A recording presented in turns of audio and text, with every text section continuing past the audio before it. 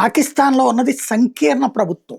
పేరుకి ప్రభుత్వము నడిపించేది ఆసిఫ్ మునీర్ ఎవరైతే వాళ్ళ కి సంబంధించినటువంటి సైనిక చీఫ్.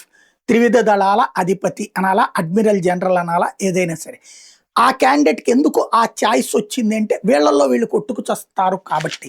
పూర్తి మెజారిటీ లేదు కాబట్టి. ఇమ్రాన్ ఖాన్ దెబ్బకి వీళ్ళు ఆళ్ళు 10 ఈళ్ళు 25 ఇట్లా కొట్టినోళ్ళందరూ కలిసి చేస్తున్నారు. అందువల్లనే బహిరంగంగా మంత్రులు తిట్టుకుంటా ఉంటారు. తాజాగా రక్షణ మంత్రి ఖవాజా ఆసిఫ్, హోంమంత్రి మొహసిన్ నఖ్వీల మధ్యన వాగ్వివాదం జరిగింది. బహిరంగ స్టేట్మెంట్లు. హోంమంత్రి నఖ్వీ ఇటీవల ఒక మీటింగ్‌లో పాకిస్తాన్ ప్రస్తుత పాలనా వ్యవస్థ పూర్తిగా కుప్పకూలిపోయింది అని ప్రకటించాడు. మన అమిత్ షా లాంటోడు వాళ్ళ దేశానికి. దీన్ని సరిదిద్దుకోకపోతే మరో 10 ఏళ్ళు కూడా ఇదే సమస్యలు కొనసాగుతాయని చెప్పారు. కొత్త ప్రావిన్స్‌లు ఏర్పాటు చేసి పాలనను మెరుగుపరచాలని సూచించారు. అయితే రక్షణ మంత్రి ఖవాజా ఆసిఫ్ రెబల్ క్యారెక్టర్ అనమాట.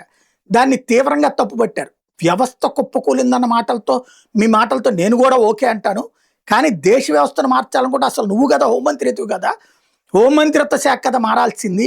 నేషనల్ యాక్షన్ ప్లాన్ అమలు చేయడం కూడా చేతకానోడు నువ్వెట్ట మాట్లాడతావు అంటూ ఆయన చేసిన విమర్శలు ఇప్పుడు చర్చనీయాంశమైనాయి.